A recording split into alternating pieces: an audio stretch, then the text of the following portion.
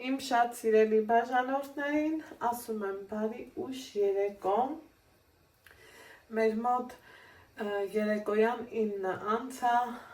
որտեղ էլ արդեն բարի լույս կլինի, մի ուրիշ կողմում բարի երեկո կամ բարի կեսօր, ամեն դեպքում բոլորիս բարի օր եմ մաղթում և հաճելի օրվա ավարտ, մեր մոտ 9 անցա, և ես անցել եմ մի հետաքրքիր ու իմ համար սիրելի գործի, մինչ գործիս անցնելը ասեմ, որ ովքեր նոր են միացել իմ էջին, ասեմ, որ գտնվում եք Անահիտի խոհանոցում, չենք մոռանում բաժանորդագրվել, լայքել տեսանյութը և մի հավես գրառում անել, հիմա գնանք դեպի մեր գործերով, ուրեմն երեկոյան կաթն եմ վերցրել, սիրելի հետևորդներս, տնական կաթ, մի մասը կեփեմ կօգտագործեմ, այստեղ ամանի մեջ ինքը դեռ գոլ է, տնական կաթա, բոլոր նորմերին համապատասխան,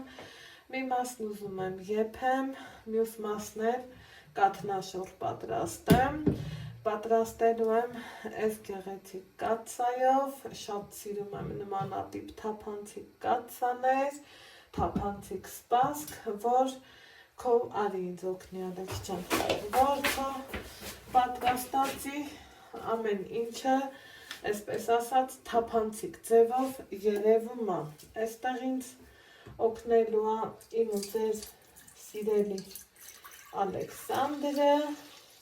Լավ վապեցի կրում։ բայ լույս ասա բաժան։ Բայ իմ շատ սիրելի բաժանորդներ, ոնց եք լավ եք, ես լավ եմ։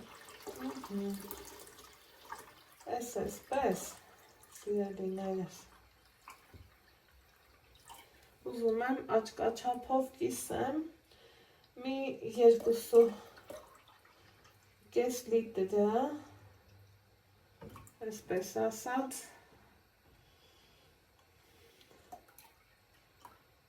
եռացնեմ, կաթնաշոր պատրաստեմ, մի րոպե, չփոխես Ալեքսա, սպասի, այս էլ, սպասի, բռնի էլի, սա էլ առօրյա օգտագործման համար, ուրեմն ինձ թվում է գիտենք, կաթի որակը ոնց ենք ստուգում, որ լավ կաթա յուղոտ, ճիշտ է տարվա այս ժամանակաշրջանում արդեն բարձրացրու մի քիչ վերև պահի, կաթի յուղայնությունը են չի, բայց ամեն դեպքում, սիրելի հետևորդներ ջան, ունենք են, ինչ ունենք և կաթի որակը ստուգում ենք այստիր գրանտի տակ, այսպես տեսեք կաթի հետքը մնում է, հիմա եկեք միասին տեղափոխենք գազը ջախին, կրակը բարձրացնեմ, միաժամանակ այս մյուսն էլ,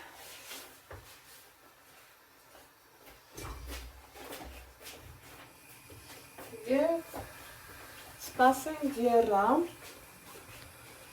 որ անցնենք հաջորդիվ գործողությանը, ահա սիրելի հետևորդներ ջան, այստեղ արդեն եռացել է կաթը,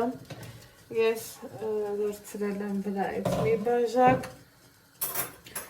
Ալեքսին կակաո պատրաստել, այնուհետև հիմա կարող եք կիտրոնով, կարող եք ինձ նման, սովորական, ահա այստեղ արդեն կիտրոնի աղը լցնելուց հետո, ինքը լավ վերև բարձրացավ, դրա համար վերցրել եմ մեծ կաթսա ու լցրել կեսը, չեմ հիշում տեսանյութի սկզբում նշել էի այդ մասին, թե ոչ, հիմա սիրելի հետևորդներս թողնում ենք, որ մանր կրակով հնարավորինս ինքը եռա ու արդեն իսկ լավ տեսնում եք, որ ձևավորվել է կաթնաշորի, այսպես ասած, զանգվածը։ Տեսնում եք շիճուկնու կաթնաշորի փաթիլները արդեն իսկ առանձնացել են, որպեսզի էլ ավելի, այսպես ասած, տեսանելի լինի, տեղափոխեմ նորից այստեղ ինքը լավ, վերև բարձացավ, երբ որ ավելացրեցի կաթին կիտրոնի աղը, արդեն լավ սենց ինքը վերև է բարձանում ու մի խոսքով, տեսեք, հասել է մինչև թե վերև հազով եմ ունում, որ թափվեր։ Հիմա այստեղ նորից արդեն սկսեց եռալ, բայց ես արդեն հասկացել եմ, որ ինքը նորմալ եփվել է, շիճուկնու կաթնային մասը առանձնացել, ոնց տեսնում եք։ Հիմա սպասեմ մի հատ ընդհանուր նորից եռա, անջատեմ, թողեմ մի գոնե 20 րոպե հանգստանա և առանձնացնեմ կաթնաշորը շիճուկից։ Շիճուկներ օգտագործելու եմ նրբաբլիթներ պատրաստելու համար։ Տեսեք, եռած, նորից եռած ու արդեն իսկ անջատելու ժամանակն է։ Կհանդիպենք 40 րոպե անց, գոնե 40 րոպե։ Ինքը քանի եռա, այնքան հատիկները այսպես ձևավորվում են, պնդանում են, խիտ կոնսիստենցիա են ունենում, այսպես, բայց ես կանջատեմ։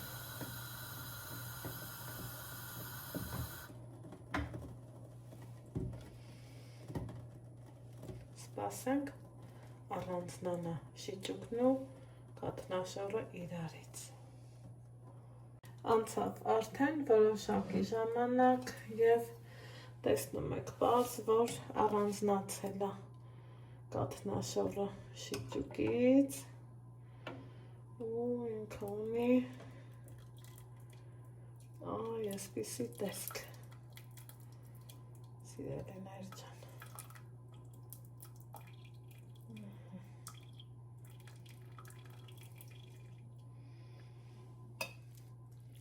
Տեղավորենք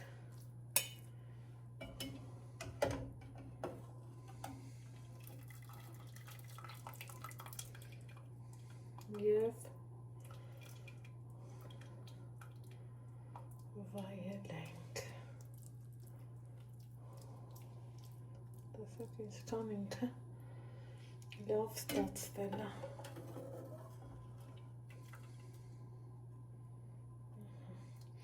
Դե ինձ սիրելիներս, սա էլ կաթնաշոր պատրաստելու իմ տարբերակը, հեշտ, արագ, հարմար, այնպես որ պատրաստեք և անուշարեք ձեր ընտանիքի անդամների հետ։ Ձեզ ասում եմ ստեսություն, կհանդիպենք հաջորդ համեղ բաղադրատոմսով։ Առայժմ